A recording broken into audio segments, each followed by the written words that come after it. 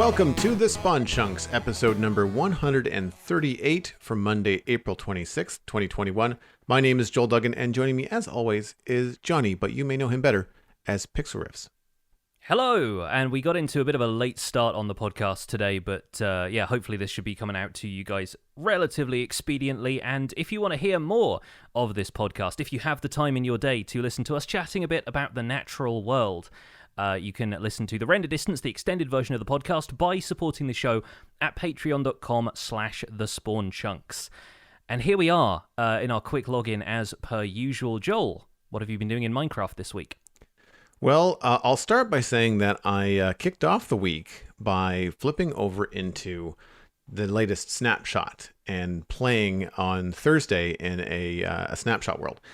And had a much different experience than I did the week before because I did not use the Caves and Cliffs prototype data pack. I decided to forego that headache because I was seeing lots of creators online saying that it was not stable. They were getting a lot of lag stuff.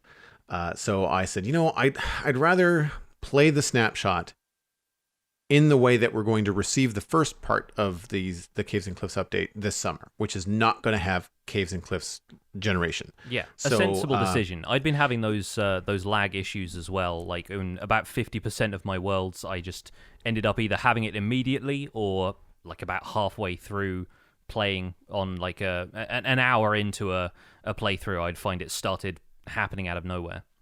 Yeah, and apparently it's a known bug. There are some things that can fix it, but I would encourage people that if you are going to try and stay in the Snapshot from week to week and not reset every week, then you might want to try the Snapshot without the Caves and Cliffs prototype data pack, at least until these issues seem to be, something of the past. As we're working more towards 1.18, you might find that the data pack becomes more stable, or those snapshots become more stable as things go forward. But I'm focusing on the new blocks to build with, and new mechanics where I can find them. So right now I'm kind of hoping to find a geode. I haven't found anything too far as like really special things are concerned. Have a lot of copper. Found a lot of copper. Built a lightning rod. Not that we've really used it for anything. And really the first stream, which is just, again, it was a reset of the world. So I started by punching logs again. And I got all the way to having quartz and a nether portal, and found iron in the first 10 minutes. Now, bit of a favor on my side of that. I didn't change the seed. I played the exact same seed that I did with the world generation 2 weeks ago. So I knew where I was going. I knew that there was a ravine nearby. I knew that there was a desert. And all that kind of stuff. So I did have a faster start than usual, but that's fine because I wanted to get up and running quickly.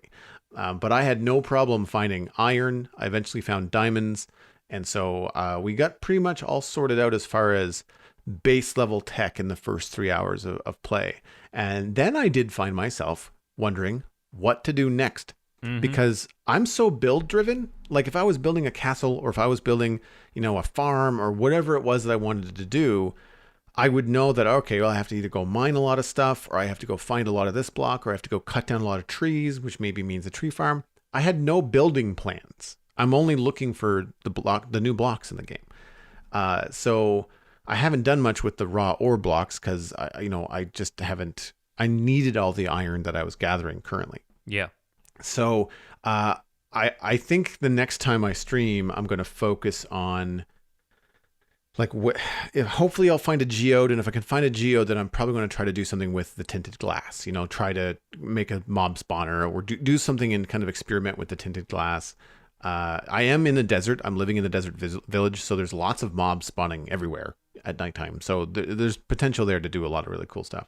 The other thing is that, I can build with copper, but that's about it. We don't have any other functions for copper. So right now it's just those kind of pallets. So I'm hoping to kind of get more into the lush cave blocks and some of those things, and maybe create like an oasis in the desert, or just try to focus on what you can do with the new block. So that's kind of like where I'm headed. So I'm going to have to see what happens with the snapshot this week, provided we have one, and see what I might be able to sort of going forward. Yeah. And then the rest of the week, I actually switched gears completely And on the Citadel, I did spend a little bit of time putting an interior into a tower, but it was like an hour. The rest of the weekend was spent finally putting a big storage system underneath the keep in the medieval town. So I can now store things like dirt, grass, stone bricks, all the other stones, 3 different kinds of logs, and sand and gravel, just to have a place to like empty out shulker boxes and refill shulker boxes and all that kind of stuff. And it was fun. I haven't built a sorting system in a long time. I tried something new. I don't normally bother to align items with the edges of things. You know how you have to kind of put them on the edge of hoppers so they don't stack up? Yeah. I've never had a stack like get caught in a hopper before. So, but this time I wanted to try it, and I used honey blocks. So instead of lining up with a chest, I actually lined up with honey blocks along the whole back of the storage system. And it gives kind of a cool golden look to the whole thing. And I wanted this to look good. So I've decked it all out in oak and in spruce. And I think I'm going to turn the entire basement of the keep into like a distillery for like maybe honey mead or beer, or just give it kind of a cool look. Half of the room is going to be manual storage. This half is going to be all the essential kind of stuff we have just a ton of all the time, with all the landscaping and wall building and stuff that I do. And it's a closed loop. So I didn't put an overflow chest, which you see a lot of people do on their storage systems. So you really have to be careful what you're putting in. If you put something that you don't want or does not have a filter in there, it's just going to go around forever until it despawns. But because the hoppers can only take, I think it's 24 items at once or 23 items at once, then you have to make sure that if you put a whole stack of items in, that it can then go around the horn again until it's all gone. And it works like a top. I didn't have any issues. I think 1 or 2 filters weren't working, and I had forgot to put in a hopper somewhere, and I just kind of went in and replaced it. But everything worked out great. It was a lot of fun. I haven't done a redstone build in a long time.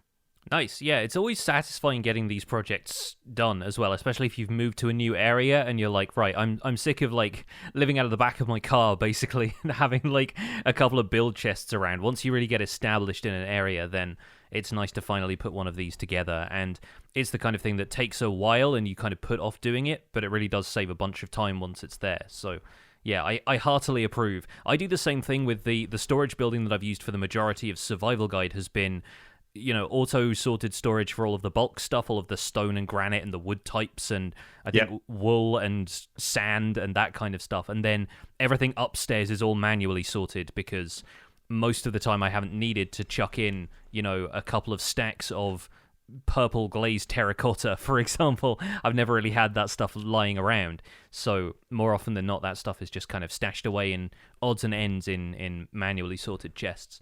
But having now done the giant sorting system at the museum, I think I would go back to having a smaller scale storage system. It's just not necessary for the most part, and honestly, the further you have them travel, the more risk you have of items just getting lost in the ins and outs of a storage system that size. A lot of water streams to figure out as well, so yeah, it's nice to have a bit of a mix between the two. And you've also got barrels in there as well. Do you keep anything in the barrels, or is that just for decoration? Because I notice you've used those as one of the elements of the pillars. The decoration currently, but like I absolutely want to put things in there that I need. And I'm thinking things like the polished versions of andesite, diorite, granite, any kind of thing that we might use that needs like... I've got a spot for coarse dirt, but like some of the filters, you could always switch them out. Like I've got 2 places for stone, and I might find that I don't need 6 double chests of stone. Maybe I only use 3 because I'm constantly placing it as much as I am picking it up. So I might not need that much of it. So I might find other uses for it. I do want to put other storage in the area and have places to put down shulker boxes. So as you can see in the screenshots for those in the live chat, there's blocks of what's in each storage at the foot of the storage. That's temporary. Eventually, there's a hopper there that you can put a shulker box in and get filled up. So if you want a chest full of dark oak logs, you can just grab the shulker box, put down the empty one, and then go about your business with a full one. And then when you come back, the one that's there has been filled up again. So it's a system we used in the modern city because I was going through so much concrete. And we needed to have that kind of stuff all stored. So yeah, I'm looking forward to kind of like developing this as I need. Like, it's not something I can sit down and just build all in one weekend, because I kind of need to know, like, how am I coming in another room? What things do I want to build with? Like, where do I want to put the shulker boxes on the wall? Like, and I think that some barrels are going to be used. I think what I want to do is I want to decorate it to have it look like a bunch of shelves in the world that the players would like store and do the different things with, right? But I'm going to use it for then, like, this is full of stairs. This is full of, banners, whatever, like whatever I'm using to build in the city, slabs, like things I'm going to be using a lot of. So it'll be aesthetic, but then also, something for me, in the long run. So the one thing that I think that, is going to be challenging is to try to decorate it, because it's one thing to build a storage system. They're pretty straightforward, but if you want to make it look nice, it's a little bit trickier. And I don't have a shot of it, but the staircase that comes down through the middle, this is accessible from the kitchen in the keep. And in the middle of the staircase, I have what looks like a faux fireplace. And that's actually where you walk up to a couple of pressure plates and the floor opens up, and then you can toss in the items into a water stream. So you don't put stuff into a chest. There's no dropper noises. You're just throwing stuff directly into a pit with a water stream, and they go on their way. So I'm trying to figure out, like, is that the best location for the drop off? There's all these things that I feel like the ebb and flow of a sorting system or any kind of storage room, you kind of want to take your time to design it so that it comes together as to your needs, as opposed to trying to shift your behavior to suit a room that you built all at once. Mm-hmm. Yeah, I like the idea of turning it into a distillery, though. I feel like it suits the theme of the town really well, and I think the most difficult part is making sure that the space stays accessible to you and that you don't end up cluttering it with detail that's then a pain in the butt to walk around. I feel like I've done that too often, where I've decided to store important stuff in a room that I want to pack full of other details, and then I realize that I'm having to like hop over stairs that I've placed as seats and things like that, just so I can get to the chest at the back of the room that has all of the stuff I actually need. So it's a fine line to walk if you're making it an aesthetic addition, but I think the idea of, especially since you've got honey blocks and a bit of yellow or orange glass in there, like making it into a kind of honey mead distillery actually works really well, thematically speaking. And I'm going to have to get good at waxing blocks, because if I time things right, depending on when I get to actually making the distillery decorations, I could be making giant copper stills out of the new copper blocks. Oh, right? That's the life right there. And having lightning rods as like smaller pipes coming out of them and stuff like the... Maybe, yeah. Yeah, definitely. This week, I have been on the hunt for all of the food types in Minecraft for an exhibit at the museum. I decided, thanks to a couple of people having suggested it over the last few weeks in my Twitch chat, to turn the food exhibit at the museum into like the museum cafeteria, or like a cafe kind of area where patrons of the museum and guests could come and get a meal, as is common if you're going to be spending the entire day at a museum. There's normally like a little cafe that you can get at least a cup of coffee and a pastry or something. And so I went out in search of enchanted golden apples, knowing that they were going to be the most difficult thing to find. And the first two desert temples I stumbled upon both had them. So that was possibly the easiest enchanted golden apples I've ever got in my days. And now that you can't craft them since 1.9, I was really worried that I was going to have trouble finding them. So I planned out maybe an entire episode's worth of searching desert temples for them, and then found them near instantly, and then had to scramble for something else to do to make up a bit of time.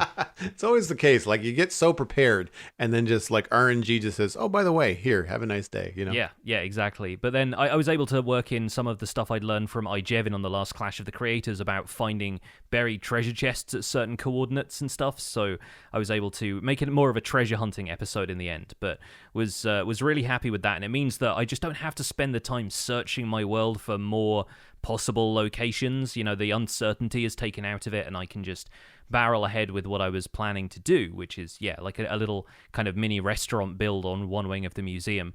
I've kind of got that opposite on the opposite side from, but in a similar location to the mob exhibit, which is going to start in the opposite wing. And I kind of thought that made a nice balance, where if you go on the right-hand side, you get to harming stuff. If you go on the left-hand side, you get to healing stuff. And it kind of creates a nice balance as part of the kind of inner ring of exhibits. So there was that. And then yesterday, speaking of Clash of the Creators, there was another one, this time with a different team. Myself, Avomance, Vigoman, and Chimney Swift all teamed up to be one of 7 teams actually participating in this month's Clash of the Wow. Creators. So it's growing more and more, which is really exciting to see. This time, the theme was different ways to die. And instead of it being every single possible death in Minecraft, there were basically 30-ish custom advancements themed around different, like, really silly ways to die. Or just like, unfortunate deaths. Getting creepered was one of them. Blowing yourself up with TNT was a separate one. Being killed by a villager was one of them, which kind of required you to equip a villager with a thorns chest plate using a dispenser. So there were a few that, like, instead of it just being like, oh, you got killed by a zombie, oh, you got killed by a skeleton or whatever, like, there were a few different ones which took longer and it took a bit more kind of planning and strategy. So our team actually ended up winning, which was incredible. It was a really close race in the end between us and the other 2 teams who came in second and third. There was only 1 point between each team. So I think we ended up with 65 points overall. They ended up with 64 and 63. But it was the first event where everybody who participated, I think, except for maybe some of the teams lower down the ladder, managed to do everything it was possible to do in the challenge. Like, within an hour and a half, we were done with all of our objectives, because turns out it's quite easy to die in this game, although the ways that you can die are obviously the focus of this one. But having come second in all of the other Clash of the Creators I've participated in, it was really fun to come in first for once. Nice. Congrats. That's a lot of fun. Yeah, it was great, and I think the MVP of the night was probably Chimney Swift, who found the stronghold without having to look for it with an Eye of Ender, because it was one of those strongholds that generated underwater. So the portal room was just under the ocean, and it was relatively close to the ocean monument that they'd been going to get the Elder Guardian deaths and stuff. And the way it works was anybody who got the advancement first got 3 points, but then anybody who did that afterwards, like, every other team was able to get 2 points, but it just came down to which tasks you accomplished first. And I think in the end we scored 10 and the next team below us scored 9, and so the points just worked out that we were 1 point ahead at the end, which turned out really great. But I think it was kind of worth me practicing a little bit beforehand. Like, I'd practiced the speedrunner method of building a nether portal without having to go and, like, look for diamonds and stuff, like doing the bucket method of building a nether portal, and stuff like that saved us a bit of time. And then I think we were the first team into the end. I ended up fighting the dragon without a bow, which because we had keep inventory turned on, which otherwise would have been absolutely miserable going back and collecting our items all of the time. But I set my spawn at the stronghold, and then I was climbing up the end towers by using a water bucket by the end of it. And so I was just able to hop up to the top of the tower, blow up the crystal. If I blew up, it didn't matter, because then I could just go straight back through the portal. I still had all my stuff on me. I could go back to fighting the dragon. And so, yeah, there were just a couple of little time saves and things we realized as we were going along that really kind of clutched the victory in the end. So was very happy about that. Can't wait to see what the next event is, because they keep coming up with really interesting themes for each one of these. Such a cool thing that you can do now with custom advancements, with data packs. You're just creating these little mini games, mini competitions, thriving on players' knowledge of the game, of speed runs, of, like, different things that were kind of like the only other way you could really kind of do competitive stuff in Minecraft beyond PvP was just like speedruns and a couple of other similar things. Whereas this is like, well, the game can actually track how you're doing, with the custom advancements, and give you a roadmap as to, like, what are your goals for the competition. That's really cool. I think the best part about it is seeing, because they've linked all of the servers behind the scenes, and there's a plugin that's kind of, transmitting chat from other servers into our server, so we know what every other team is doing. And sometimes that's just, putting the pressure on us, thinking, oh, okay, they've managed to achieve that, so maybe we can back off on that and, save it until later, because we're only going to get 2 points for it regardless. And sometimes, it just kind of changes the dynamic of stuff. And I think there were some people in the chat kind of doing the maths and going, okay, how many points does each team now need to get in order to come out on top? And the fact that everybody watching can track it with a Twitch extension is really cool as well. So I think the whole event has just really started to get very polished and is really well put together now. It was a lot of fun to participate in, and hopefully there's another one coming up towards the end of May. Very, very cool. Yeah, Sunday afternoon, Twitch was alight. All of like half of my Twitch follow list was online. Yeah, everyone gets involved.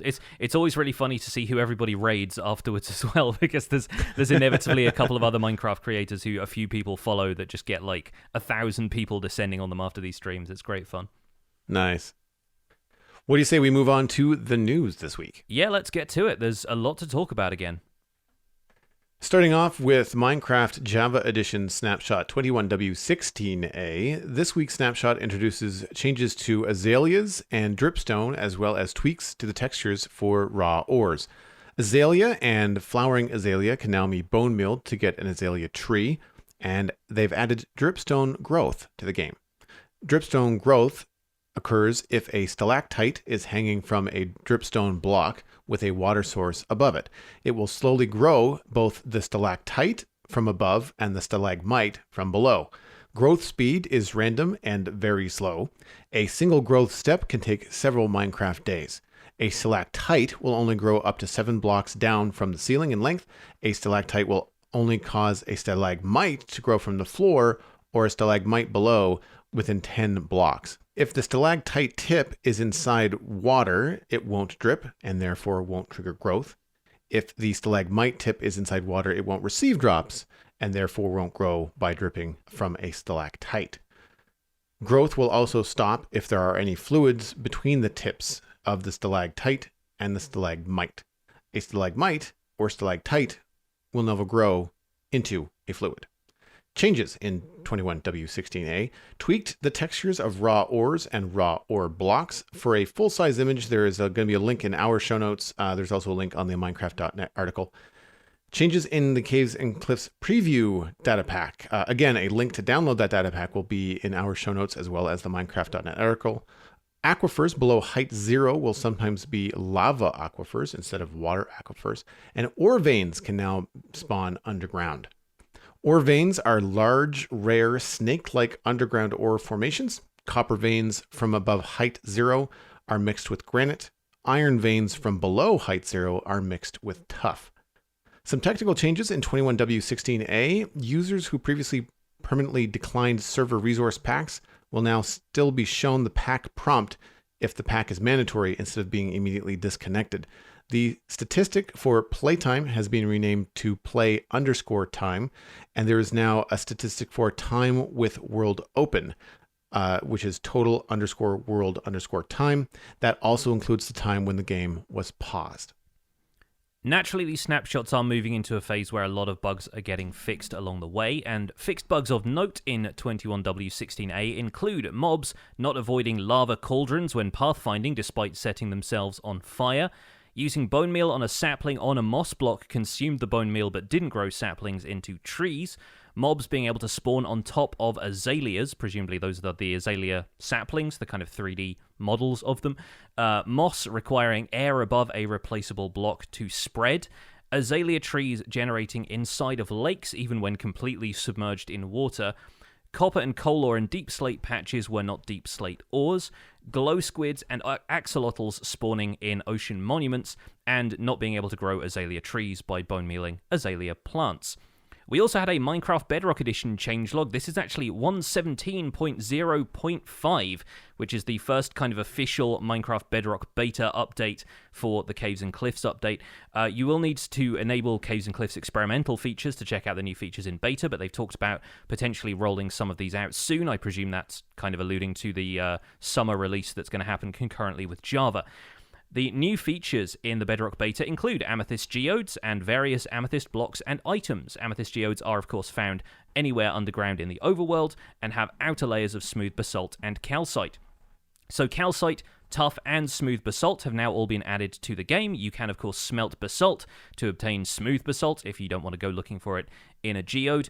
Tinted glass has arrived, which is crafted as usual with glass and amethyst shards. The spyglass has been added, crafted with copper and amethyst shards.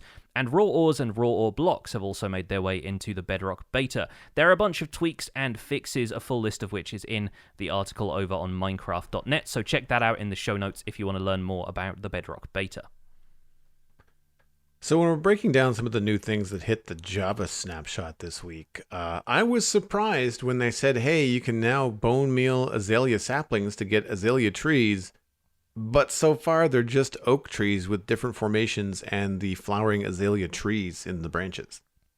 Yeah, I think it's I would love a wood type from azalea, but I understand the hesitation at this point. And because anytime a new wood is added, that automatically means adding 14 more items. And if a unique azalea wood wasn't necessarily in scope for Caves and Cliffs originally, considering they've now had to announce they're splitting it up because of the workload on the team, I doubt they would add it now, Like, I feel like they are just committed to the features that they've announced at this stage. And there is still potential for azalea to have its own unique tree in future, in the same way that, leaf textures weren't different for some of the different trees until much later when textures were revised. And, there are still scope for a lot of things to change about this. So if in future they want to add another wood type, azalea might be on that list. Along with some of the other trees that they've mentioned in other updates to biomes, like the desert was going to get palm trees and the swamp might have had mangrove. And I think it's going to be interesting to see if they decide to make those changes in future. I did notice that there was quite a few, obviously, flowering azalea leaves. So I didn't do any testing, but I would imagine that you can, it might be the faster way to get flowering leaves. I don't know how much you get when you're bone mealing moss and stuff in terms of bushes and leaves and things like that to actually make them. So if you want to use those bushes with the flowering purple flowers on them, then growing azalea trees might be the best way to do that. I haven't had a chance to test the azalea bone mealing yet. Is there a difference between bone mealing a regular azalea and a flowering azalea? Like, do they make trees with different proportions of leaves? That I don't know, and I couldn't even tell from because I didn't run into any in the snapshot. I see. This is the other thing is I didn't find a way to get them. Like, I mean, sure, you can bone meal the saplings, but I guess it's wandering trader is how you come across them in the first place, because lush caves aren't being generated in the snapshot, so you have to get them somehow. Yeah, you need to get moss blocks, I think, from a trader. I don't think you can get them any other way right now. Yeah, so there's definitely a bit of luck and a bit of RNG to get them. So I just haven't come across that yet. I'm looking forward to it. Shipwrecks are the other source. Oh, reading this from the Minecraft wiki. Right. Yeah. So again, like different things that I need to add to my to-do list in the snapshot playthrough, which is good. Like I need to know this kind of stuff because otherwise it just kind of gets a little confusing. But I'm looking forward to seeing whether I can come up with a cool farm for like bone meal, redstone, auto collection, what's going to be the better way to get the trees. Because they don't look like they're super fun to chop down. Like they kind of start going off at angles similar to, I'm drawing a blank. Acacia trees? Acacia, thank you. Yeah. Mm-hmm.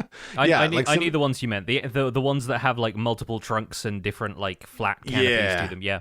Flat canopies, and they kind of go off at little angles, and so very often those top blocks are out of your reach unless you have to climb up on them. Like whereas if you have a short oak tree, you can generally just chop up the middle of it. Same with a short spruce tree. It's very straightforward to get those down. But with the azalea, it's a little bit tougher. And so azalea and the acacia a little bit tougher. And so I'm not sure what's going to be the most efficient / what's going to be the most painstaking or enjoyable. Like yes, you might get less leaves from bone mealing moss, less azalea, but you might just enjoy the process better because it's less jumping around, I really like the design of azalea trees, though. They have that kind of swept back look to them, which implies wind has been shaping the tree as it's grown, which obviously doesn't really occur with anything in Minecraft. The only other indication that there is wind at all is the floating banner kind of behavior, and so it's kind of neat to see them introduce stuff like that to imply certain things about the world, even if you grow azalea, the direction of that I think is fairly random. It's not like they always point north or anything, so I wonder how that would really give the impression of that if there was a bunch of them in one area. But I think it's nice that we can at least grow the leaves. Like the leaves, flowering leaves, and a 3D sapling shape all have a lot of potential to be used even without a unique azalea would. I feel like it's still given us a lot of stuff that other trees didn't have before. So I'm looking forward to seeing how people use some of the new azalea stuff without it necessarily having its own unique wood type. Well, and one thing that's nice about that windswept silhouette is that later on in 118, they're going to be used to mark that there is a lush cave below them. So you're going to want to be able to spot them and separate them visually from the other oak trees and spruce trees and stuff that are around them. So, So with regards to the raw ore blocks, there is actually another pass at these as far as the texture is concerned. On April 23rd, Jasper Burstra posted another set of screenshots. There were a couple of comparisons side by sides of the old textures and the new, and it seems like he's pretty happy with most of these. The gold ore has been brightened a little bit. There's been highlights added to the copper, and the raw iron block texture has completely been overhauled.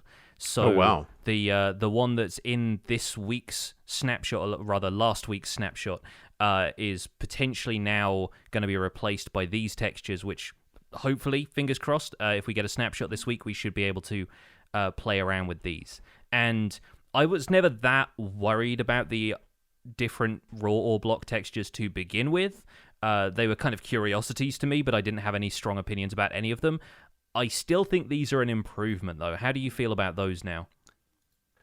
I'm starting to get kind of like brain screwy about like trying to compare. It's like there's so many very similar iterations to them. He's taken the iron, or no, hold on. Let me get this right, because I was trying to play around with these in creative, and you can't find them if you type iron ore or gold ore. You have to type block of raw gold or raw iron or whatever, which is confusing when you completely think about them the other way. But yes, I feel like there's been so many iterations that I'm on board with. I mean, I think he's taken gold up a notch in terms of contrast. It looks more like it's chunky, which is nice. It looks less like a fish scale, which I think is good. The copper, I don't see it. I'm trying to flip back and forth between them. Again, it just feels like they're more saturated, maybe higher contrast.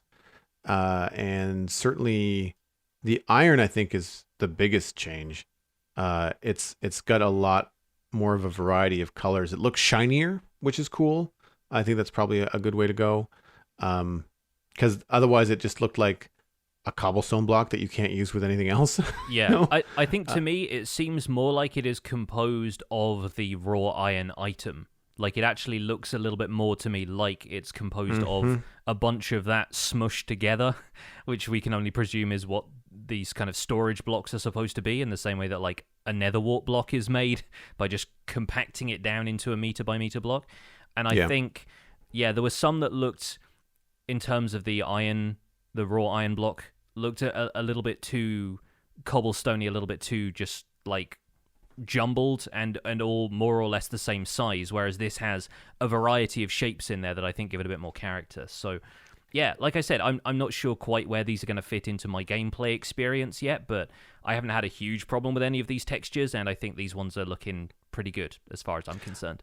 Yeah, and I think he did a really good job on the tile of it. Like when you put 9 or 12 of these together, the pattern is there, but it's way less of a repeating, like you can't really see the block so much anymore. He's done a really good job of varying the sizes of the chunks within the patterns and stuff, and that's not easy to do. The tessellation thing, I've done some texture work like that before. It's hard to make it not look like a grid, and I really like the gold one. The gold one is standing out to me as something very, very cool.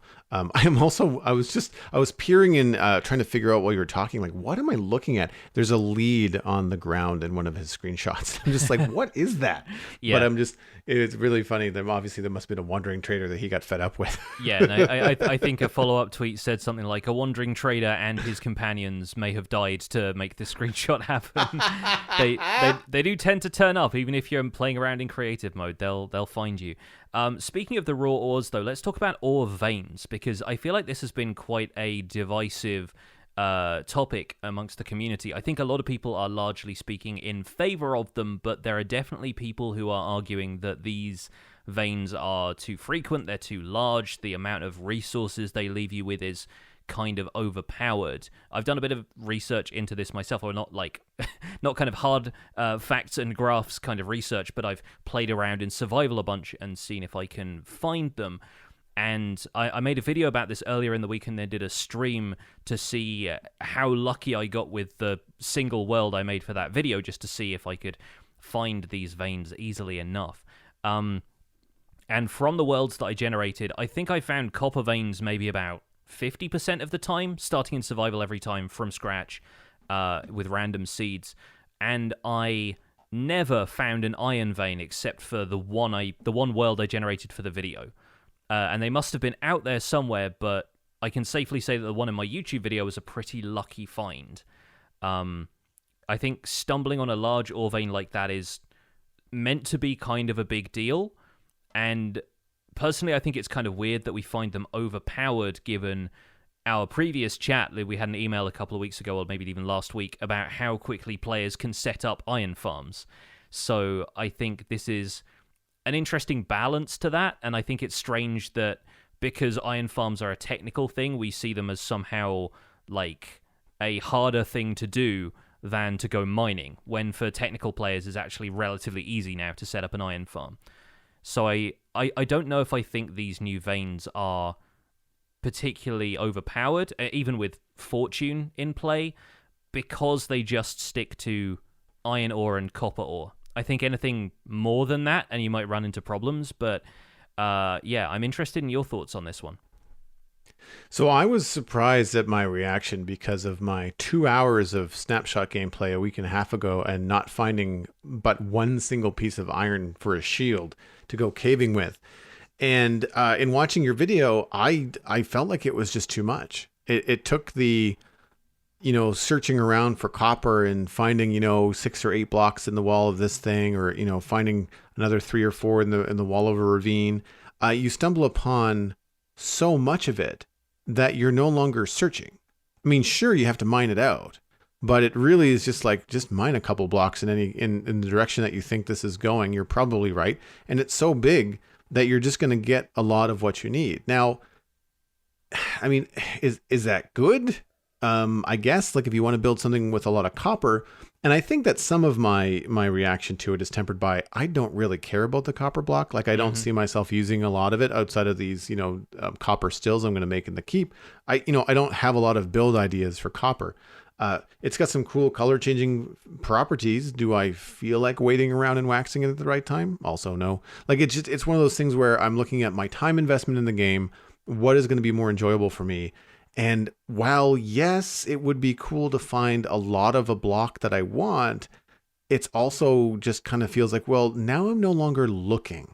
So it takes away that experience of walking down a cave, walking through a ravine, and catching the glint of something in the wall and going, ooh, that's iron, or ooh, that's copper. And if you already have a copper vein and you're out exploring the world and you go, oh, look, copper, don't care. I have 1,000 copper waiting for me at this copper vein that I discovered, in the other direction from my base. So if I want to mine copper, rather than pillaring up to this copper I see in the wall of a ravine, it's really a better use of my time to then go back and mine out more of this giant vein, which to me kind of takes some of the fun out of it. And correct me if I'm wrong, but I thought during Minecraft Live in the fall that they were describing these veins as larger than normal ore deposits. And I think they said like 16 or 24 blocks. I don't remember exactly. I feel like the impression that I got was like, okay, cool. Like, once in a while, instead of finding a couple of diamonds or a couple of iron ore blocks, you're going to find 16. Awesome. I did not expect these to be biome sized. Yeah, they cross into multiple biomes in some cases as well. They're basically like rivers, I'm finding. And it's interesting because copper, like you say, doesn't really have that many uses. And so, like you said, if you're not that interested in copper and you're sitting on a whole bunch of it, then you're going to mine out some of that and then not worry about it in other caves. But I find myself doing that with iron now because of how easy it is to build iron farms. I think it's the kind of thing where copper doesn't really have something like an iron farm for it yet. Yes, we can get it to drop from the ground, but they drop it about as often as a regular zombie drops an iron ingot, which is to say not very often. So I think in terms of copper, it's balanced for people who want to build with it, and everybody else can just leave it alone, and that's kind of okay. Because those people probably weren't going to mine every, clump of copper that they found in a cave wall anyway. And I think beyond that, I think making the iron veins more scarce means that it's slightly more balanced in terms of the amount of iron you can acquire in the early game if you just luck into one of these. But for later on, it provides a reason to keep going caving. Not to mention the fact that iron veins only spawning below Y0 means you have to gear up for a bit more of a longer caving mission, and below Y0 you're pretty much guaranteed to be in a cavern layer rather than a ravine or something like that, and so the opportunity for mobs to ambush you is a lot higher. You need to prepare a little bit more of the area so that you can be safe mining all of that stuff out. And it's not just going to be like a strip mine. I think ultimately we are balancing some of these new additions, like ore veins, against the amount of boredom players would put themselves through in order to branch mine for resources in early game. Mojang doesn't necessarily want us all digging tunnels everywhere because caving is more fun, and then running into something like this could be even more fun than that. I think there are going to be some people who just won't want to do it anyway because either they think, oh, that's too easy, or they think, they want to explore a little bit more of the world, and then fine, that vein is going to be there if you want to come back to it later. But I think if you want to start building with copper right away, which I think is often their main interest with some of the new features that are implemented, is how can we give players access to this relatively quickly? And we found that with the reweighting of the enchantment table to favor crossbow enchantments, which I might just be imagining, but anecdotally, they come up a lot more than other enchantments because they are newer. It's so difficult re-rolling for Unbreaking when all you're getting is piercing and multi-shot. And so I think the same thing is maybe true of stuff like this. You want a bunch of copper? There it is, right on the surface. And anybody who doesn't care about that can really ignore it. It's worth pointing out that Henrik Nyberg, I assume that's how he pronounces his last name, apologies if I've got that wrong, has tweeted about more iterations on the ore veins. There are a couple of accompanying videos which show them kind of in 3D, so you can kind of pan around, because this is, a world where he's clipping through the scenery and it's just displaying, or it's a void world where he's generated some of these veins. And they are planning to make them slightly smaller and kind of cluster the resources in clumps, so potentially there's a little bit more of a gap between a section of ore and tuff or granite, and then the vein continues maybe a few blocks away into the wall, so you're not just following every block along this kind of trail of the vein. You're actually, having to do a bit of guesswork in determining, okay, if it was heading in this direction, could it be headed that way into this wall, or is it maybe going to branch out in a different direction? And, adding a little bit more mining into that isn't just you collecting resource after resource after resource. He said the idea is to bring more variation and challenge to it and make the trail a bit less obvious. And he also pointed out that just balancing them is going to be tricky. So this data pack edition was really the first time we've gotten a look at these larger ore veins, and I expect there'll be a lot of player feedback and developer input going into how they end up in the finished Caves and Cliffs generation. This is another thing that I'm certain just playtesting this so it feels balanced is going to be one of the things that's pushing the world generation stuff back into winter for Caves and Cliffs Part 2. Yeah. How would you feel if these were 1/3 the size and 1/3 as frequent? I think I'd still be okay with it. That's the thing. Like, having not really found iron ore veins all that much, I think really what it comes down to is what you need the iron for. I'm going to use iron as the example here because copper only has a couple of uses right now. But sure, in early game, you want enough iron that you can make tools, armor, have enough for a backup thing, maybe enough to make an anvil, and then it's hoppers, right? That's realistically what you need an iron farm for in the technical stages of the game, is hoppers, maybe like a stack of iron to make a stack of pistons or whatever stuff you want to do for some more automated farms. And so I think finding one of these should give you enough iron for, a few anvils worth kind of thing. Like, if you can make a stack of iron blocks out of these, I think that is probably too much. But then there will definitely be people who want to make something that big and see an iron vein like this as a fun alternative to just getting, a double chest worth of iron ingots out of their iron farm. And I think finding them less frequently would be totally fine. I think having them even be smaller would be totally fine, because anything more than, 8 to 12 iron ore blocks in one place is going to be exciting for somebody who's just harvesting iron at that stage. But is this going to be something that most players stumble into while they're still gearing up in their world? No. And I would even argue that they're probably not even going to take the time to mine it until they're a bit more set up and they have fortune and they can really make the most out of a giant yield of iron like that. So yeah, you're going to pick up the stuff that you need for now and then come back later and go for it. Like, unless you happen to stumble upon it and have lucked out and have a silk touch pickaxe, you're going to probably come back to it later.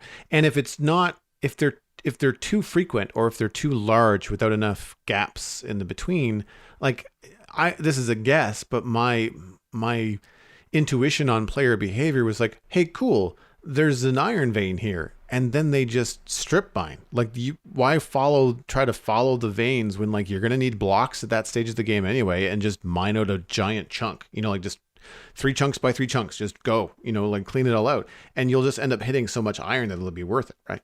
I think at that stage it comes down to mining speed, really. It's because it's all in deep slate and tough. I don't know about tough, but deep slate you can't insta-mine. So I think it's kind of it's kind of interesting seeing how that stuff is balanced with just the raw amount of effort that you have to put into clearing out that level of area. And even with efficiency on a diamond pickaxe, it's going to take you a while. So you've either got to put the grind in, or the alternative at this point is you can spend exactly the same amount of time, possibly even a little bit less, looking for a village and setting up an iron farm. At which point you have more or less the same resources, but potentially in perpetuity at that stage, if you just got a permanent iron farm built somewhere. So I think in terms of the meta of the game, when you look at the broad picture and not just, hey, people want to mine and running into this seems kind of OP, I think they're actually pretty balanced right now. Sorry, my mind slipped. I said iron, I meant copper. Like, so, because when I was talking about digging things out, I was thinking sand, dirt, grass, like stuff that's easy to get rid of. But that again provides that this also says, like, assuming that the player wants copper. That's the exactly, there. and like copper just isn't going to be used for enough stuff that people are going to want loads of it. It's not. We don't have copper hoppers yet. We don't have anything like that. And maybe once copper becomes usable, if they have plans for this in future for something more like redstone, for any kind of like technical purpose, then I think it's going to become a lot more desirable to have in those large quantities. But until then, it's a building block.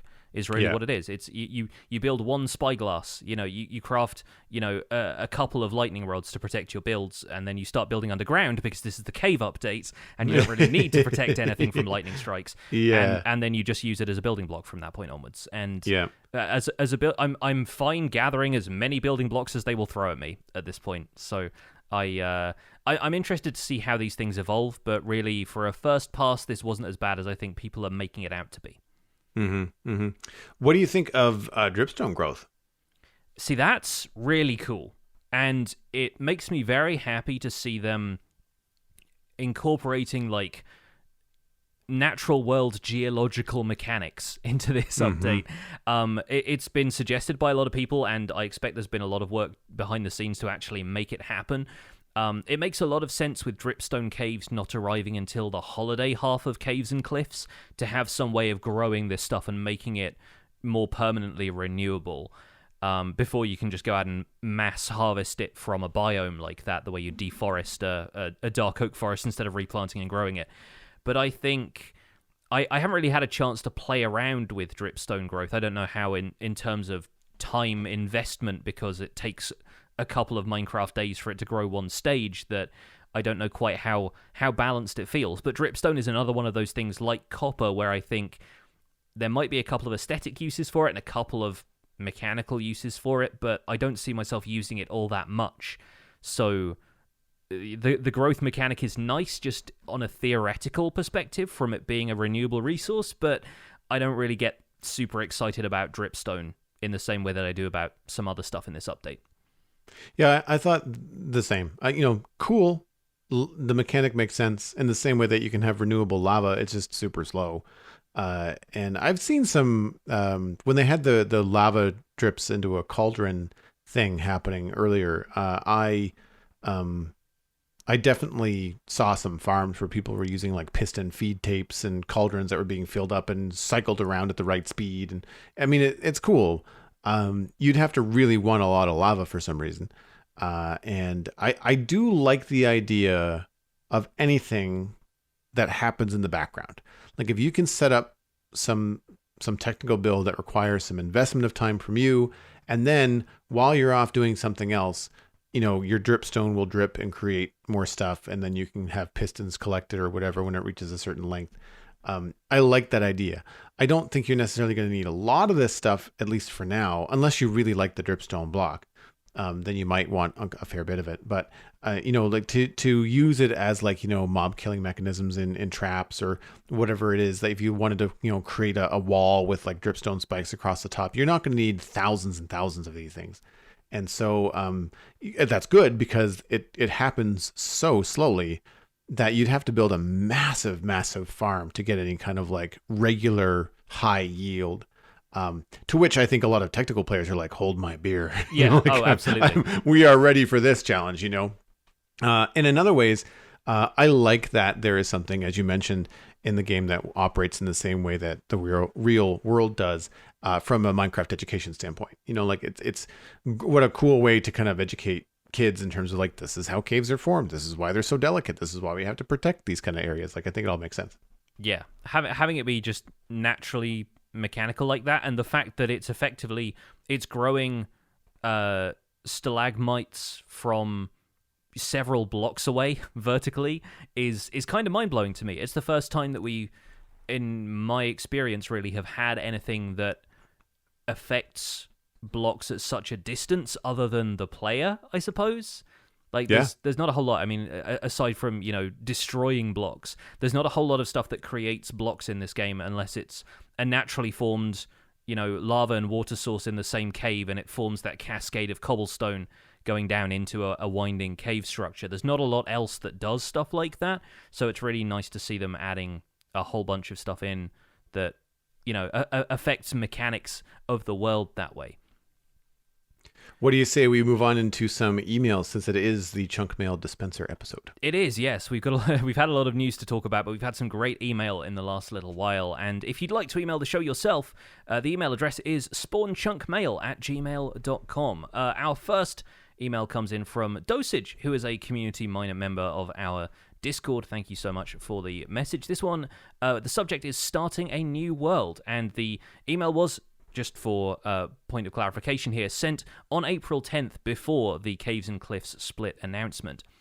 Hey, Johnny and Joel, I'm getting really excited for this new update. World generation is getting a significant change, and there are going to be a lot of new features. I've been thinking of restarting my single-player world, and I wanted to ask you both if you have any process for choosing a new world seed. What are some other methods and or resources out there to help pick a world? Do you just click generate and immediately start punching trees without any seed or research? I would love to know how you both pick out your starting area location as well, after the starting hole/cave people usually dig out. Lastly, do you have any plans for your Patreon worlds? Thanks for reading, and of course, stay chunky, Dosage 43. By the way, restarting the Citadel would be cool, but I would miss seeing all of the progress your community has made, Joel. Well, I can put everybody's, fears at ease and say that we are definitely not restarting the Citadel. Getting this question more and more these days, and I will say just definitively, it's not happening. I don't see the situation in the future where we're going to be resetting the Citadel. It doesn't appeal to anyone on the server. So we have things in place right now where you can teleport, 10,000 blocks and build in a medieval area or build in a modern city. So if you're getting bored of what you're doing, you can very easily get that new world experience. And even if you don't bring anything with you, you can really have that, kind of like survival kind of go if you want to do that. So we're going to be staying the same. And thankfully, it sounds like there's going to be some work at Mojang that's going to allow worlds like the Citadel to roll forward with the new Caves and Cliffs updates as they roll through the world generation. The few worlds that I have chosen have been random by association. To explain that a little bit, for the Citadel, I actually typed in my home street address, which I'm not going to repeat here. But yeah, couldn't think of anything else. So I thought, I don't know, I'll just type in my home address and see what the seed looks like. Now, I did research the seed before we started playing. I typed it into, it wasn't Amidst. I think it was maybe Chunk Base or something. It was a website that just kind of gave us a heads up as to where the biomes were. And that's because the number of people that we wanted to play on the server were all busy adults. And we didn't want to have to travel miles and miles and miles to get sand, dark oak, jungle. Like we wanted the basic biomes kind of within 1,000 blocks. So I double checked the seed. It looked really cool. So we decided to go with it. For the world that I'm on now in the snapshot, I used my hometown. I just typed in the word Dartmouth and it gave me a really cool seed. Again, just by luck, I loaded it up quickly before I did the stream. I just kind of looked around and thought like, yep, that's cool. And then I deleted the world and I loaded it fresh like during the stream just so that it was all kind of happening in real time. And I just lucked out. You know, there happens to be an ocean, a dark oak forest, and I want to say a meadows nearby, and then I'm in a desert with a desert village. Like I basically spawned on top of it. So like very easy start. Didn't have to build a house. Didn't have to hunt for food.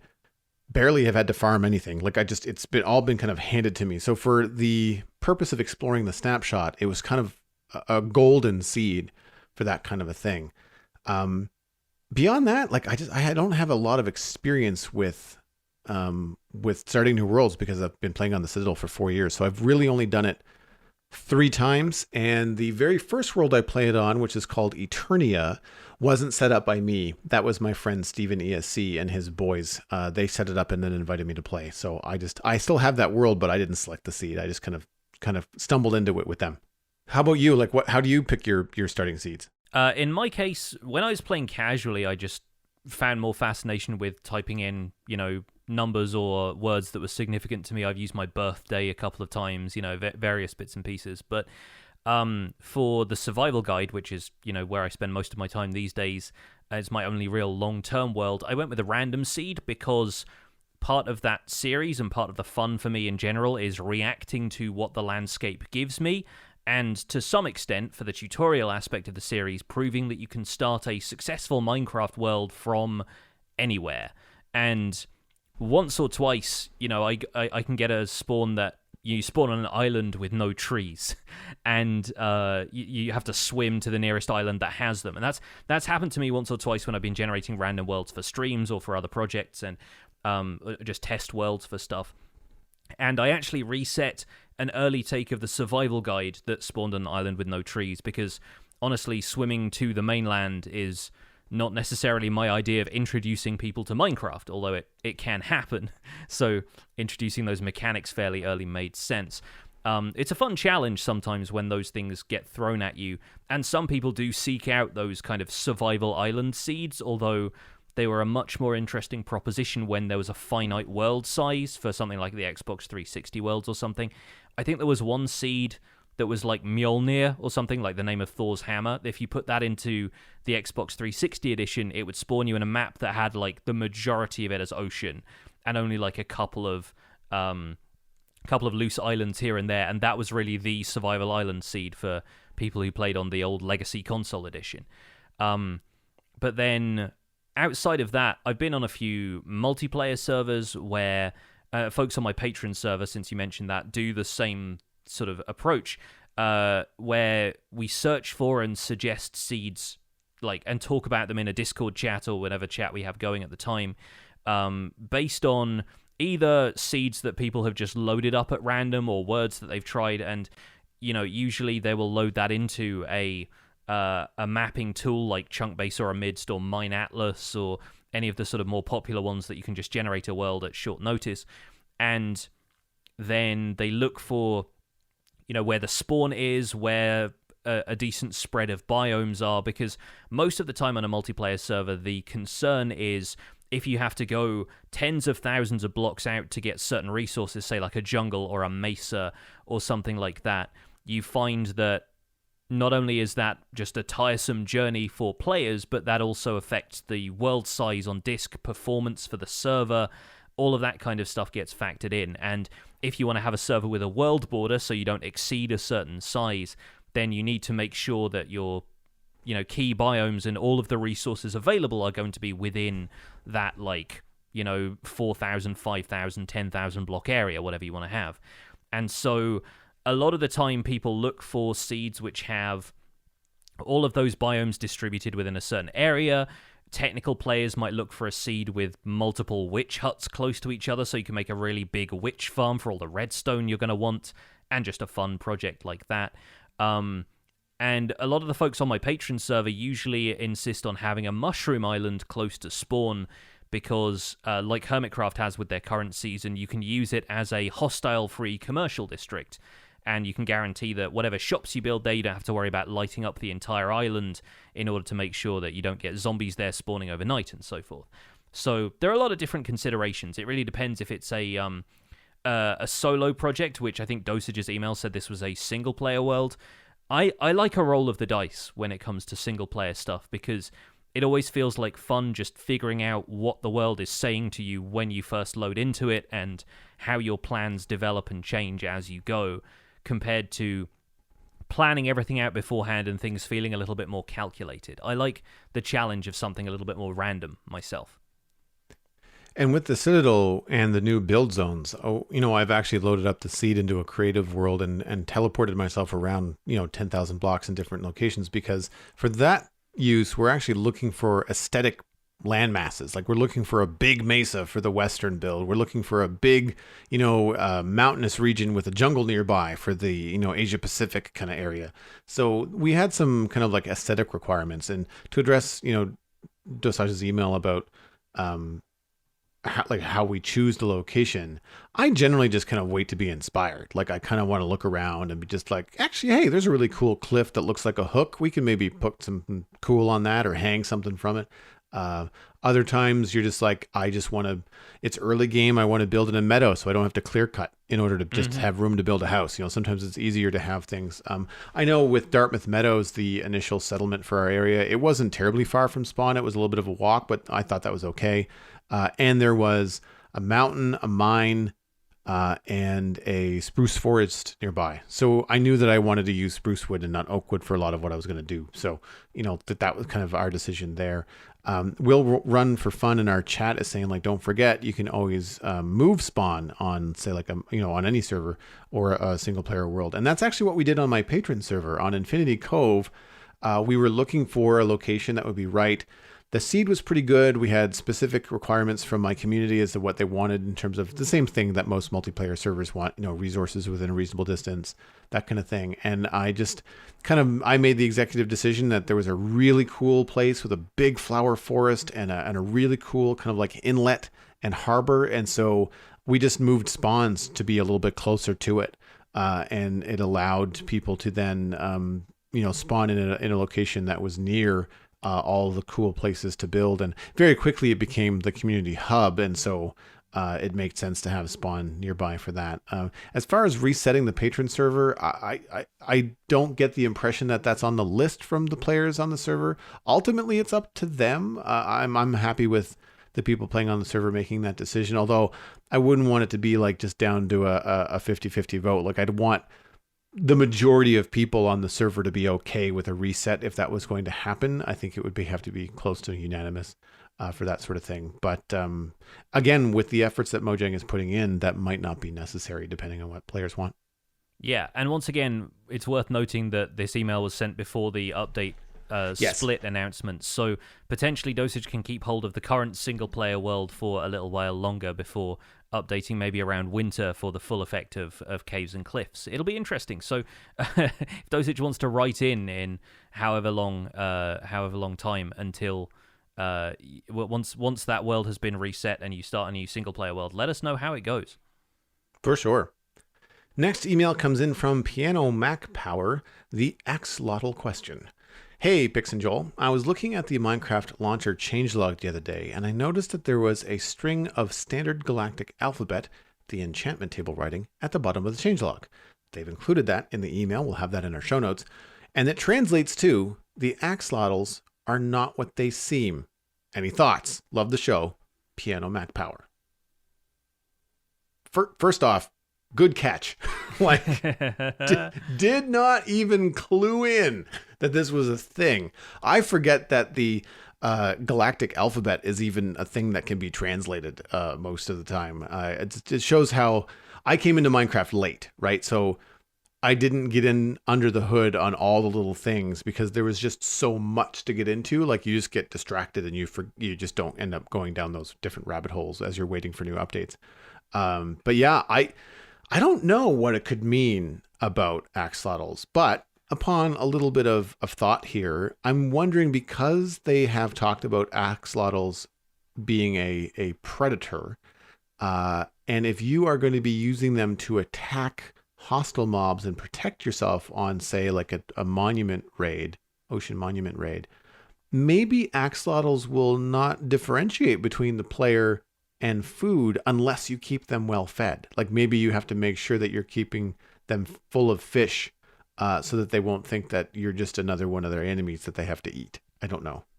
Could be an interesting mechanic to balance. Yeah, I was fully ready to write this off as just like, you know, a little bit of theory bait, as it were. Like, axolotls from space is a thing.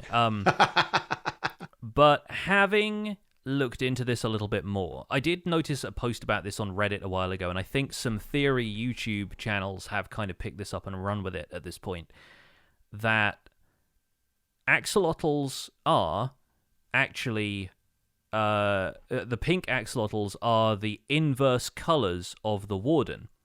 So if you take a picture of a pink axolotl and, you know, go into Photoshop or whatever image editing software and put an inverse color filter on it, it turns that kind of luminous green and like dark green that is used in a lot of the concept art, at least for the warden. And we haven't really got the warden to play around with in game yet, so we've only seen a few kind of preliminary screenshots of it. I think they're actually trying to keep the warden a little bit more mysterious now and not spam pictures of it all the time, because again, as King B-Dogs was talking about a while back, part of the suspense is not knowing what it is.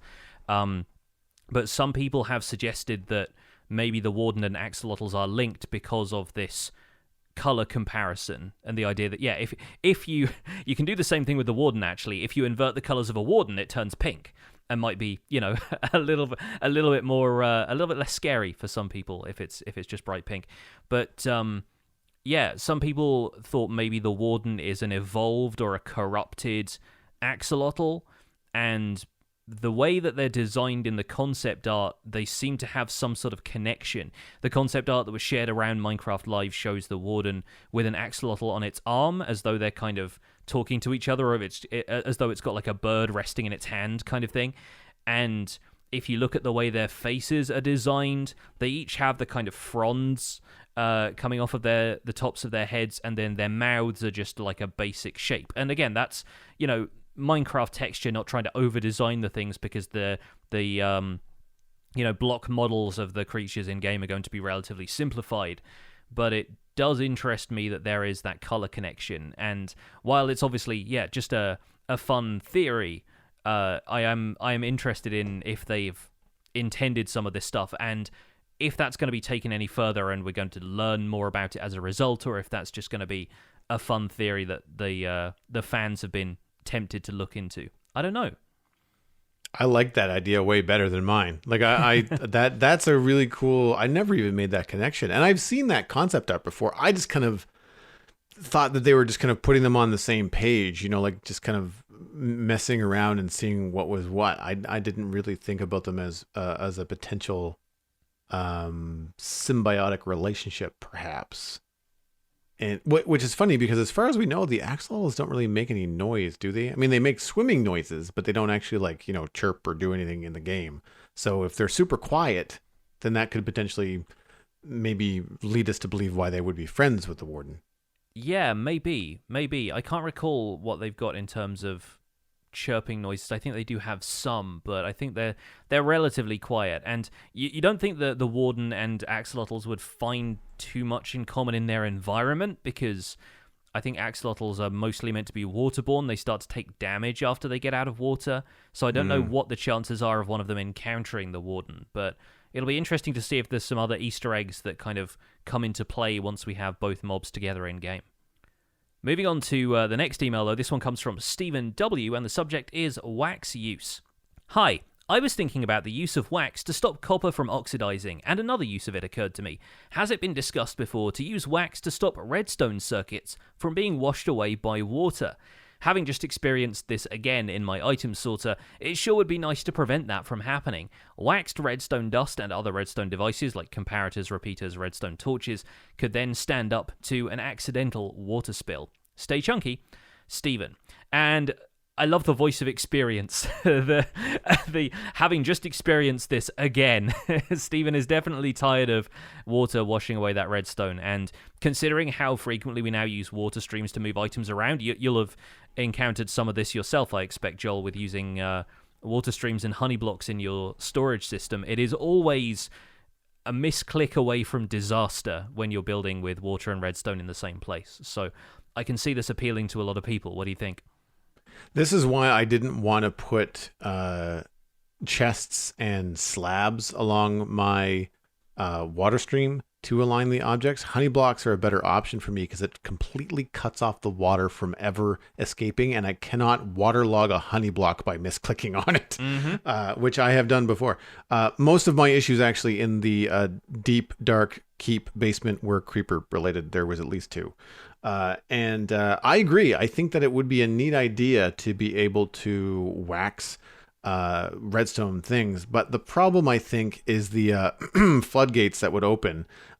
If these things were able to be waxed, there will be other things that players would also want to wax, like concrete powder so that you can put it next to water, or coral so that you can put it away from water and have it not turn into, gray death.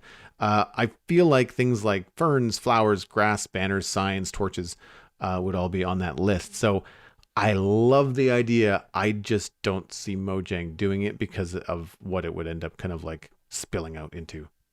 I'm pretty sure wax torches are just waterlogged candles, right? I think that's how that works. I think we're heading in a direction where redstone could have functionality like this. I mean, it's between that and using copper for electrical conductivity. And I don't really have the imagination or, I guess, the knowledge of IRL circuitry to come up with additions to redstone beyond stuff that just makes it more usable in a variety of situations. And I think having waterproofed redstone has been quite a hot topic for a while. I think in some cases, like in Bedrock Edition, I think you can waterlog a lot of redstone components now. So that may be something that turns up as a parity change in future, regardless of the wax edition. I just think, it comes down to the same thing with minecart rails, where a water source block won't wash it away, but flowing water will, and differentiating between the behaviors between the two. My answer to this really is that the problem is you can wax redstone before you expect water to interfere with it, but it doesn't seem that it would work that way the other way round, because you couldn't place the redstone dust underwater and then wax it because it would already have popped away, or it wouldn't have allowed you to place it to begin with. So I think if they do plan to make redstone dust more viable underwater, I'd hope it would be a solution that allows us to place redstone in areas that are already waterlogged. And I think it is at least a realistic possibility that we could have something like that in future. I don't know if wax is the right thing to do it, but maybe wax copper and redstone, making some sort of copper wire that you could use. There you go. Or anything like that. Yeah, like it comes down to, is this going to be a crafting recipe? Is this going to be a behavior like with waxed copper now, where you can right-click on it, and which of these approaches feels the most consistent within the mechanics of the game? I think there's a lot of scope for stuff like that. I think this is heading in the right direction, and I think eventually we're going to see redstone maybe getting some kind of overhaul and not changing the system that we currently have, but there may come a point in Minecraft's future, potentially a decade or more down the line, but it might happen, where they need to revisit redstone and figure out what is the functionality that is currently missing from that. And I think interaction with blocks, being able to go up walls, floating, going through water, that kind of stuff, there is potential for other ways around that don't just involve the things we have now, like, conducting redstone power through a series of note blocks and observers or something like that. The kind of waterproof solutions we have right now that are just full blocks and function, stuff like that. The question is, how much of this stuff is going to be made obsolete, looking at the broader examples here, not Steven's example specifically, by skulk sensors? Because now you have the ability to have, a sound pass through and trigger a redstone conductivity from the other side of a set of water blocks if you wanted to. And skulk sensors being able to be waterlogged, you don't even have them making any noise themselves. So there's maybe some potential there for bypassing issues that would need that. Probably not for your item sorting system, but potentially there'll be ways around that before we need to get to waterproof redstone to begin with. I like the idea of, rather than waxing redstone components, but instead having copper versions of them be water resilient. I guess the only difference there is that you end up with copper before you end up with iron in the current, Caves and Cliffs generation snapshots. So it feels like you'd get the better redstone before you get the basic redstone. But I don't know. It's hard to say. Well, no, I guess there's not really any iron in comparators and repeaters. I love the idea of, instead of waxing to waterproof redstone, that there's a different way to craft things. Because to me, I think being able to place repeaters and comparators underwater, it should just be the way that it works. You can do it with trapdoors. I don't think it needs to be anything different. But the redstone dust, just in its name alone, just kind of implies that it's not going to be something that you can put underwater. In the same way that concrete powder turns into concrete when it's next to water. But I like the idea of combining it with copper, giving copper a technical use, a separate use. Being able to run copper wire or redstone wire, however you want to put it, up a wall, along a ceiling, that kind of stuff would really open up a lot of really cool things. Imagine being able to run copper wire directly up the middle of a block, much in the same way that you can stack lightning rods on top of one another, and so that you wouldn't have to have these redstone torch towers and stuff. I think it opens up some possibility, but like you said, then you run into the skulk sensors, like, well, what's going to be more efficient, running this redstone wire or just putting, skulk sensor A and B a few blocks apart and having it go wirelessly. It's going to be interesting. And I think you're right. I think there's definitely going to be a renaissance or a revisit to some of the basic mechanics. I think maybe just giving players more options. So keeping things relatively the same, but then opening up in the same way that Minecraft is a sandbox game, I feel like they kind of have to apply the same thinking to redstone. So rather than having it be kind of you have to do it this way or it doesn't work, I kind of like the idea of having redstone being like, well, there's a couple different ways you can do it.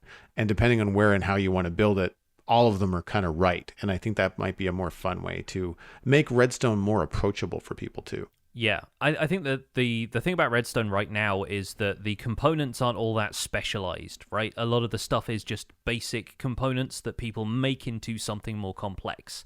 And if you start adding in more complex components, if you start making it a little bit more like, real life electrical circuits where they become sort of microchips and stuff after a while, or like compacting certain circuits into the size of a single block, then a lot of the time you end up with a system that feels a little bit more like esoteric rather than something that you can puzzle your way through. And I think that's one of the more compelling aspects of redstone for people, is that you are just laying wires and putting in a couple of things. Like, I think anything more complicated than a comparator, and comparators feel quite complicated to begin with when you're starting out using redstone, it doesn't necessarily have a place in the redstone ecosystem right now. And so yeah, I'm looking to more practical changes like this rather than mechanical changes to redstone. So we'll see. Final email today comes in from Orca, and the subject is a batty idea. Hi, Joel and Pixelriffs. I've been keeping an eye on the upcoming update to Minecraft, and I've noticed that there isn't really anything being done with bats. With bats being in Minecraft for so long, and because they're usually found in caves, I was hoping that there might be some kind of small update, but as of yet, I haven't seen anything that would really do much for them.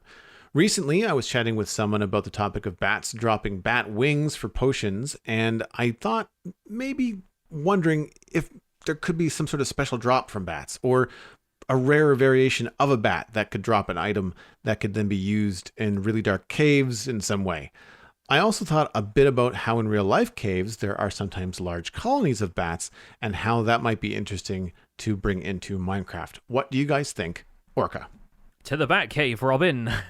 Let's see. Yeah, I like the idea of there being bat habitats. And I think right now, I think we can agree bats are really just signposts for caves, right? Like they're ambient mobs.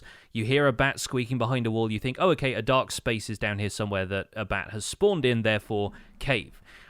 That's only really useful for peaceful players, though, because for everyone else, hostile mob noises are much more reliable when you're digging for caves. Like, I know the direction that a zombie is much better than I know the direction of a bat, because zombies mostly don't move around like they are, you know, just a bat out of hell, quite literally. You know, they're flying all over the place, bats. And I think it becomes much more reliable to follow noises of zombies, skeletons, etc. when you're digging for caves. I think tying bats to specific generation, or maybe implementing bat caves, would be kind of useful, because at least you would know what you were getting. And perhaps part of the randomness sort of appeals in a way, but I think, having bats, now that they're looking at things like dripstone generation, where it feels much more like realistic to the natural world, I think maybe having bats prefer certain locations might be something on the table for the future. That's where my brain went as well, was, what if bats didn't just spawn in caves, but only spawned in a specific kind of cave, like you said, a dripstone cave, or maybe specific things like abandoned mine shafts, meaning like, oh, you've found some caves, but if you hear a bat, you might be about to stumble onto something really special. Maybe amethyst geodes. Amethyst geodes have really unique sounds to them. They have kind of vibrations associated with them so far. I think bats could, it wouldn't be a far conclusion to say bats are drawn to the resonance of a geode, Same with the deep dark. Maybe bats could be a signpost for eventually finding the deep dark because of the way that sound and skulk sensors and everything works, right? I just got the mental image of a bat flying around the warden in circles, and the warden just kind of swatting at it randomly, like, no, stop, back. Yeah. When the warden responds to sound and the bat's method of travel is echolocation, you can imagine the rock, meeting an immovable object. Yes, absolutely. Unstoppable force. I do think the bat warden dynamic would be quite a funny one to explore. But I love the idea of them spawning in specific biomes or in specific structures. I worry then that the caves connecting those structures would just end up leading them out into caves anyway, and we end up with the same problem, because their movement is so random, and they don't tend to really stop in the same way that other mobs will stop moving when they're out of range of a player. So I think maybe, while it sounds good in principle, unless that is a closed system like a geode is, then you're probably going to get bats escaping that and ending up in other places anyway. The other half of this email, the idea of them being functional and having some kind of drop, is interesting, because from what we know about Mojang's approach to real-life, real-world animals, they prefer not to have you kill those unless they are domesticated and they are bred for slaughter in real life, right? So polar bears don't really drop anything particularly useful. They drop fish. Dolphins don't drop anything, and they attack you if you attack them. Turtles don't drop anything. You get the scoots from turtles when they grow up from babies into adults. And so my thought was there have been some really interesting functionalities added to more recent real-life animal editions that's given them some useful behavior or non-kill drops. And I was wondering, what if, for example, the thing that we know bats drop a lot is guano. Like, bat poop covering the surface of a lot of these caves is a fairly common feature of any kind of documentaries when they're going out searching for it. Or just watch the second Ace Ventura film, if you like.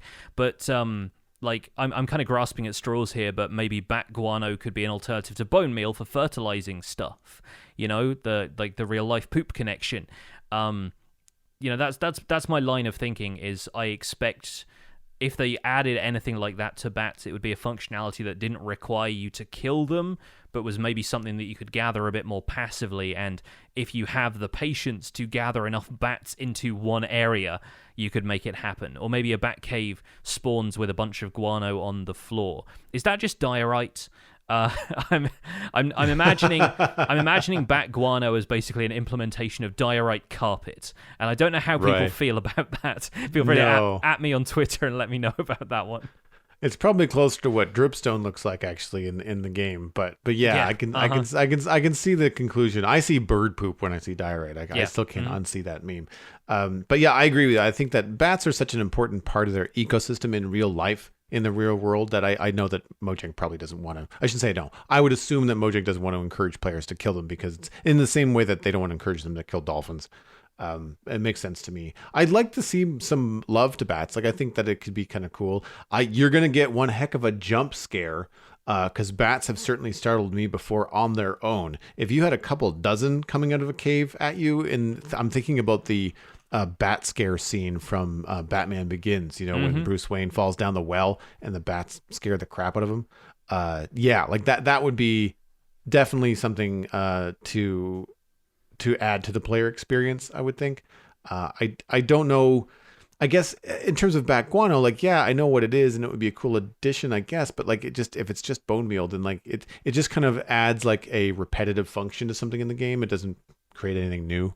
Yeah, I kind of agree. I was just thinking of the one thing I know of bats producing in large quantities, and that kind of that was where my brain went. But if you here listening at home have any ideas for what these bats could drop without killing them, then let us know. But that's where we're going to wrap up this episode of the Spawn Chunks. Thank you so much for listening. If you want to find out more information about the show and get links to some of the stuff we talked about today, that is all at thespawnchunks.com. The music for the show is composed by me.